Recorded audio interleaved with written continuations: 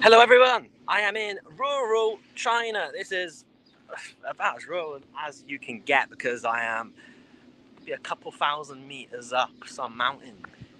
It's like a little village right now, and it is just fantastic. It's a far cry from the mega cities that you get in China, what you're used to in Shanghai, Beijing, Shenzhen, Guangzhou. You must have heard of all those cities, but this is awesome. This is, yeah, like I said, up a mountain. You got to get like a little mini bus to get to this point, and there's a lot of workers here, as you can see. The roads are not too great, and actually, not many people live here because most of these places actually are businesses, and that's because it's a very famous mountain. Maybe not to the rest of the world, but certainly if you're Chinese, you will know where this is. Laoshan. Okay? So, Laoshan is famous for producing tea leaves and malt, I guess, for beer. So they're very famous for tea and beer. And I was just looking around. There's like lots of tea farms that they have here. There's so many workers there, and also like just going through this area, you can see there's like some kind of tea companies like this. This is like maybe some tea farms, but I did see there was a few companies which produce their like the local green tea. It is, yeah. So Laoshan green tea. Yeah, I'm not really sure. Should I go down there? We'll give it a try, shall we, actually? We'll see what's down this neck of the woods. And you can see the mountains behind in the background, right? Sensational. Really beautiful. And it's a hot summer's day. So I am sweating. It is very hot. So I just went in my hotel, had a shower to freshen up, and I'm gonna go to like this tea museum as well that they have. I won't show that on here. I just want to show you the local neighborhoods. But yeah, like I said, so mostly companies, but people do live here. There needs to be some kind of houses. And to be honest, I guess it will be free. The house, you get given the land. Mostly in these kind of areas, you would get given the land for free, especially in the very rural places because they want people to live there and be farmers. And then you make the house yourself. And so that's why you see in the rural places, the houses are really beautiful, really big. Whereas in cities, you just get a small patch of land and you might be spending millions. Amazing, isn't it? So, would you want this kind of life? Well, it's a very hot day, so they'd be working endless hours in this heat. Oh, I mean, it's fantastic. It's great to come here on holiday, but to live here, or I mean, look, I'm a country person myself. I am from a very rural part. Only 2,000 people maybe live in my village, Bashchurch, in Shropshire. It is very rural. I can hear some people. I don't know, maybe if they'll kick me out. I think this might. Yeah, I'm in some company right now. You can see. Longshan Cha. Yeah, Laoshan Cha. Is it? So this company, they might not be allowed to be here. So I better head back this way. I'm a country boy myself, but Just the environment is totally different. The rural places in the UK, they're meant for the rich people. People retire there. You have really beautiful homes, very peaceful. But there's quite a large civilization. There's a lot of supermarkets and stuff, shops, fashion outlets, cafes. None of that here. None of that at all. I was asking so just before the stream, wish I got it on camera. Some guy just got out of his car and he just got on his phone. He said, wait. He got on his phone. I was like, oh, am I in trouble? Should I not be here? And he showed me his phone, a translation, and he was saying, where are you going? What are you doing? And I just replied in Chinese. He was very shocked. Oh, you speak Chinese? I was just asking him, where can I go? Is there any place to buy stuff? And he was like, I can take you. I didn't want to. I didn't accept his offer. I didn't want to bother him. But he was like, yeah, you got to walk. Like there's a little shop you can buy some stuff, but it'll take like an hour to get there. But he said that there's not much here at all, other than the natural beauty. This, I don't know. This place looks interesting. It looks like an abandoned. Kind of looks like a church, doesn't it? Like the design of it. Yeah. Yeah, I really like the architecture, the colours, everything around here. You see, get some people on their little e-bikes, very happy. Meow. She looks really shocked. She's like, oh, what? Who's this guy? She didn't say anything, she just laughed. And everyone is looking at me. I'm sure no foreigners come here. So where am I? So if you're new to the stream, hello. I'm in Laoshan. It is in Qingdao. So Qingdao, famous for making Qingdao beer. That's been around for 100 years. But there's also the beer which comes from this mountain. I've not tried it. It's famous, but I've not tried it. And that's why I wanted to go to a shop around here, but I can't seem to find any. I've tried the tea. That was nice, green tea that they have here as well. So most of the places here, the farmland, it's not animal farms, but this is lots of crops, tea, ingredients for beer or whatever. This is a company, you see.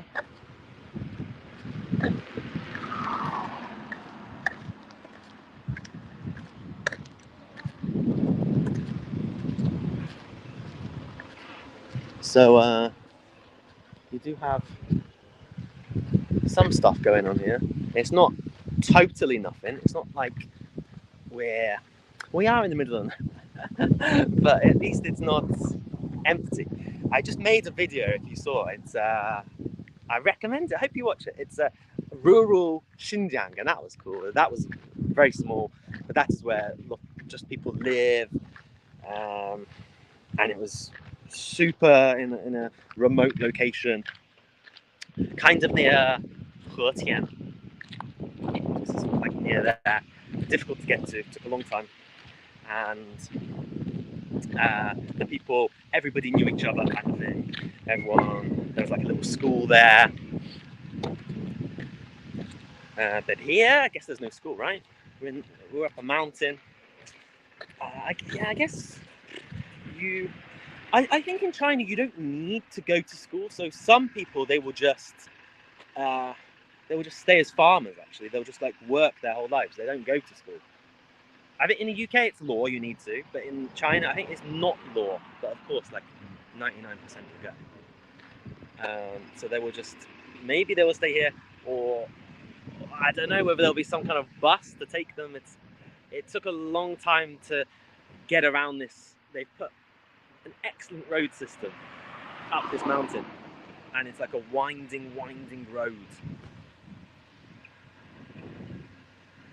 Southeast, no, I'm in the kind of northeast, kind of Qingdao. Looks like a chill place to be. It really is, yeah. It really is, yeah. It's very chilled, very cool. Just the weather is pretty nice for it as well. I think this is someone's home. I mean, I don't want to go inside. I don't want to be rude, but you can see on these, like, you see this quite often in China. It means like luck. You get a lot of these like red posters. You can see them everywhere, like fu. Oh, bless me. I have hay fever, and it's a weird thing. My nose is very stuffy. In the UK, I'm sneezing all the time. In Shanghai, not so much. But now I feel like there's a lot of pollen everywhere. You see this? This is their home. You've got a Chinese flag just over there as well. So, patriotism. Something which is interesting, yeah. Like, I think America, they're very patriotic. They have a lot of flags everywhere. In the UK, not so much. I never see in Europe actually in general. It's more of an American, but China thing as well. China, there's flags everywhere.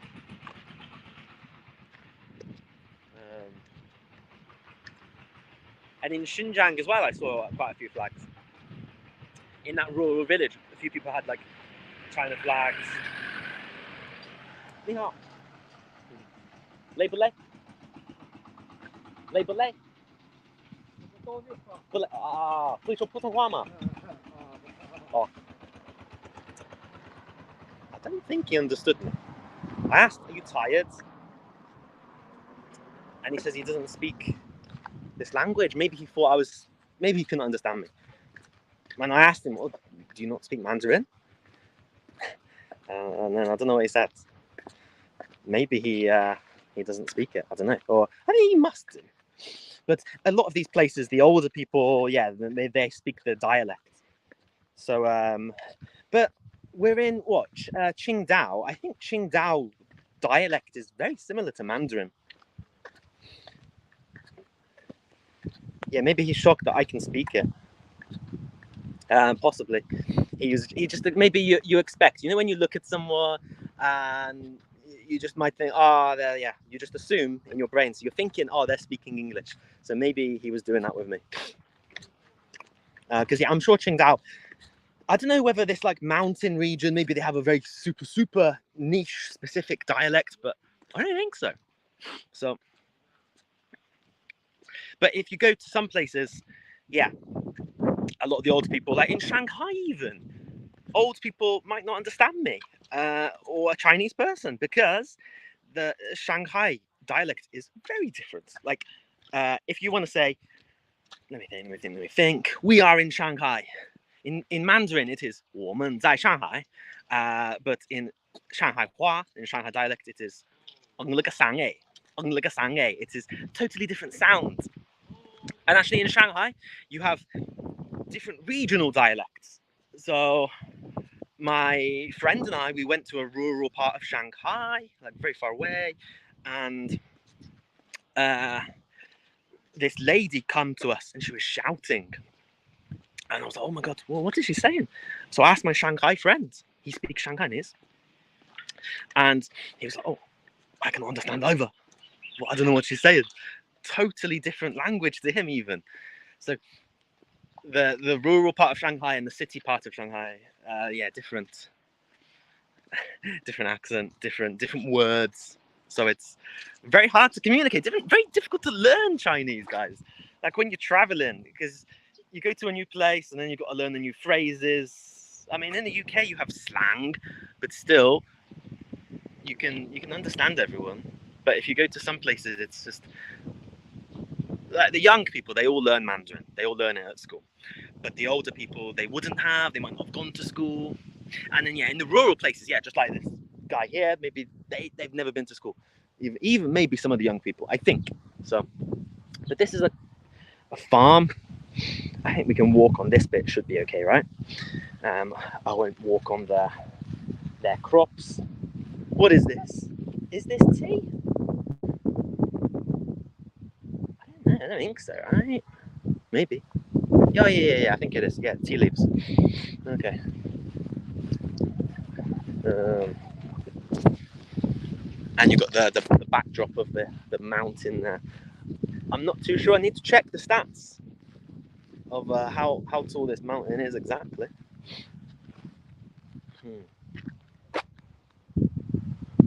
But it's I mean, it's not the highest I've been up, but it's very beautiful. Shanghai, they have no mountains, so you have nothing like this at all. It is totally different. There's one mountain in Shanghai which is like 150 meters, ridiculously short. I've been once. You're done in 10 minutes. Like, it takes much longer to get there than you're in Shanghai. It takes much longer to get there than it is to get to the top itself. There's a church on the top of the mountain in Shanghai as well, because they were like, all right, no one's going to come here. We've got to add something interesting, and we added church to the top. But here, there's no need for it. Oh, this place, if you know about Chinese history, I'm not too familiar with it, with Confucianism, but Confucius, he was from Chufu, right? In Shandong, I think Chufu, which is near to here. That's where he's born. So there's a huge statue, not of Confucius, but of his teacher. I forget what his name is. What's his name? Maybe someone can write down. But Confucius, he teaches the world, he teaches the people. But then who teaches Confucius? Well, there's a huge statue, and it's the hugest statue of him in the world, right on this mountain. I wish I was there to show you. I was just going up in my vehicle, and I didn't get much chance to take a photo of one of them. But it was gigantic. So yeah, this place is a very traditional. They teach you, because this is like a Confucius area. So I've heard like people dating, for example, they are very traditional. Like here, they might not let you date a foreigner at all, right? You've got to marry early, but maybe to someone even not in another city. You've got to marry someone from this area. So they have Confucius. He taught a lot of traditional values. I don't know too much about it. I'd love to learn more. But yeah, this area of China is definitely somewhere I want to explore a lot more of. There's a lot of cities here, and Qingdao itself is huge. I made a video in Qingdao maybe a couple of years ago. It was my first time coming, and it was a negative video. It was about how I got scammed, so it was very, very, very negative experience. The taxi driver, I said, take me somewhere touristy, take me somewhere beautiful, because I've heard Qingdao is one of the most beautiful parts of China, and he took me, and I think I said somewhere like, just drive for an hour or something, and he went for like an hour and a half. I was like, hang on, I've not got much time actually, I need to go back to the airport. And he took me, oh yeah, let's go off here. He took me in the middle of nowhere, really horrible place. I think he's just trying to get lots of money from me. So I've always had a bad impression, but I've come back with a fresh mind a couple of years later, and very excited, very happy to be here, because there's lots of little islands. There's a lot of history here related to communism. I think like communism kind of, the ideas of like the May 4th movement kind of began here under the Kuomintang rule. Again, something I'd like to learn more about. And what other history do we have? We have the German settlers. They came here. They kind of controlled the place for a little bit, and there's a lot of German influence. That's why we have the German beer. Qingdao beer. The Germans started making it, so they started that. I don't know whether how long this mountains beer has been around for. I don't know whether that's related to the Germans, or maybe they just did it after and copied them, sort of thing. But yeah, I'd love to try just to see what the difference is. Is it better?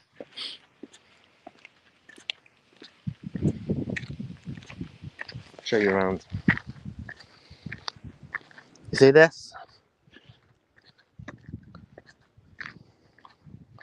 Super rural.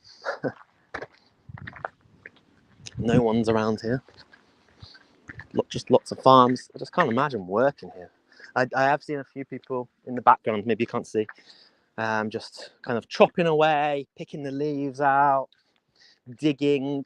Oh, man, I don't know what the temperature is. I think maybe it's in the 30s, which is not terrible. Shanghai is hotter. Shanghai is humid as well. But it's just, I think, it's comfortable walking around, but working in this heat would just be not nice at all. Lovely, isn't it? Beautiful, beautiful, beautiful. Hello. He's not very friendly. Hello. There's two of them. Is that my sign to go? He's been put there, isn't he, to be like, get people to walk away. Oh, it's a company. It says it's a company. Damn it, I really want to go down there, you see? Look how nice it is. We've got this dog. And he's not a happy dog, is he? He's on a chain, so he's not going to attack me. And there's a little dog there under the car. He's okay, he's just sleeping. But this one, not friendly. Go? What do you mean? Go away? Or go into it? What are you saying? I really want to go down there. I'm assuming you mean... Let's try, shall we? I'll be quick. Okay, so... He didn't deter me. He's not a very good guard dog. He's not happy though. He's trying to get off the chain. What is he gonna do? I'm a bit scared. He's gone back to his cage. There we go. We won, guys. Well, I wanted to type goal. The dog. Look at this.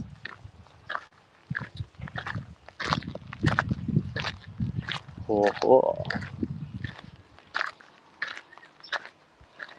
Yeah, so this would be some company. They get lots of workers. Now there's no workers, it seems. But it's like a beautiful climate, isn't it, for growing crops. I don't know what it's like in the winter. We're like northeast. Not like I don't think it's classified as northeast China. Maybe it's just like I don't know. Maybe it's just central China or just North China, but not northeast. Yeah, maybe central China. More north than Shanghai anyway. It's like a couple hours flight. Got a worker over there. He didn't seem to mind me being here, or at least he hasn't noticed me maybe. So it should be okay. I mean, it's all open land.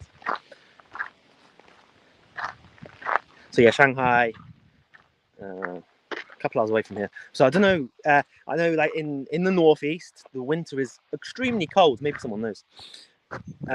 Yeah. Look at the map.